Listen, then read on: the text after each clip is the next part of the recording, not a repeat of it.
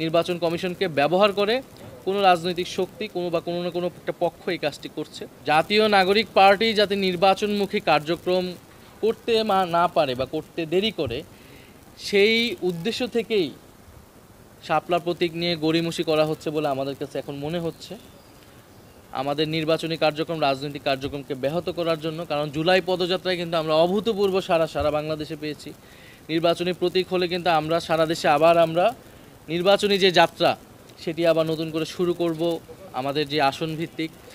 কিন্তু সেটা যাতে আমরা দেরি করি, সেটা যাতে দেরি হয়, সেই উদ্দেশ্য থেকে কিন্তু আমাদের কাছে মনে হচ্ছে যে নির্বাচন কমিশনকে ব্যবহার করে কোনো রাজনৈতিক শক্তি কোনো না কোনো একটা পক্ষ এই কাজটি করছে। নির্বাচন কমিশন নিয়ে আমাদের অভিযোগ নতুন নয়। নির্বাচন কমিশন নিয়ে আমাদের অভিযোগ শাপলা প্রতীকের ইস্যুতে নয়। আমরা কিন্তু আপনাদের মনে থাকার কথা, নির্বাচন কমিশনের গঠনের সময় থেকেই জাতীয় নাগরিক কমিটি সেই সময় প্রশ্ন তুলেছিল এই গঠনটা কোন আইনের ভিত্তিতে হলো। 2022 সালের যে আইন, যেটাকে ওই সময়ের সকল রাজনৈতিক বিরোধী, সকল মির্জা ফখরুল ইসলাম সহ সকল বিরোধী রাজনৈতিক দলের নেতারা সেই আইনকে প্রত্যাখ্যান করেছিল, সমালোচনা করেছিল এবং সংস্কার প্রক্রিয়া সেই আইন নিয়ে কথা হয়েছে, নতুনভাবে একটা সিস্টেম তৈরি হয়েছে।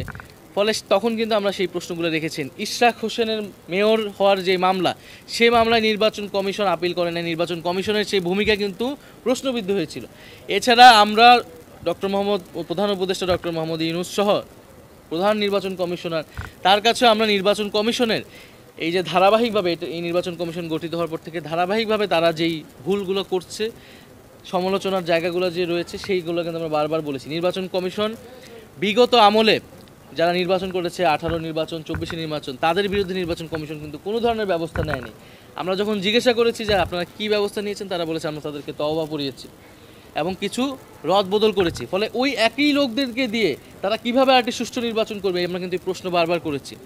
আমরা কিন্তু দেখেছি যারা 18 নির্বাচন ডিসি ছিলেন, যারা এসপি ছিলেন, যারা তাদের বিরুদ্ধে কিন্তু ব্যবস্থা নেওয়া হয়েছে। প্রধান নির্বাচন কমিশনার বা নির্বাচন কমিশনার বিরুদ্ধে ব্যবস্থা নিয়েছেন। কিন্তু তৃণমূলে যারা কাজ করেছেন, নির্বাচন কমিশনের বিভিন্ন পর্যায়ের অফিসাররা, উচ্চ থেকে মধ্য পর্যায়ে, তাদের বিরুদ্ধে কিন্তু নির্বাচন কমিশন কোনো ধরনের আরএফএল অডিটর বাঁকা হয় না, ফাঁকা হয় না, আর ভাঙা এক কথায় অসম্ভব ব্যবস্থা আমরা এখন পর্যন্ত আসলে দেখিনি। কিছু লোক দেখানো ব্যবস্থা নিয়েছে, এটা আসলে অপ্রতুল আমরা মনে করি। ফলে নির্বাচন কমিশনের নিয়ে আমাদের অভিযোগটা সামগ্রিক, কেবলমাত্র আমাদের দলীয় প্রতীকের বিষয় নয়। তবে আমরা এখন আর থেমে থাকবো না। আমরা যেটাকে প্রতীক মনে করছি এবং আমরা আমাদের প্রার্থী তালিকা চূড়ান্ত হলে আমরা আসলে মাঠে নেমে যাব এবং নির্বাচন কমিশন বা যদি তারা মনে করে আমাদেরকে নির্বাচনে অংশগ্রহণ করতে দিবে না, তখন আমাদেরকে রাজনৈতিকভাবে এর মোকাবেলা আসলে করা ছাড়া কোনো উপায় থাকবে না। তত্ত্বাবধায়ক সরকার এই মুহূর্তে ফিরিয়ে আনার আসলে সুযোগ নাই।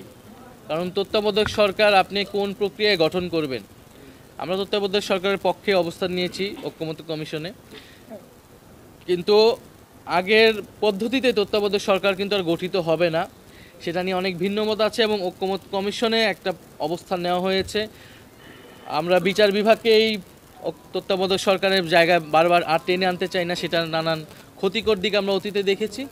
ফলে এটা ঐক্যমত্য কমিশনের বিষয় যেহেতু, বা সংস্কারের সনদের বিষয়, সেটা গণভোটে গেলেই কিন্তু চূড়ান্ত হবে জনগণ আসলে এই প্রক্রিয়ার সাথে কি আছে কি নাই। এর আগে তত্ত্বাবধায়ক সরকার আনার আসলে সুযোগ নেই।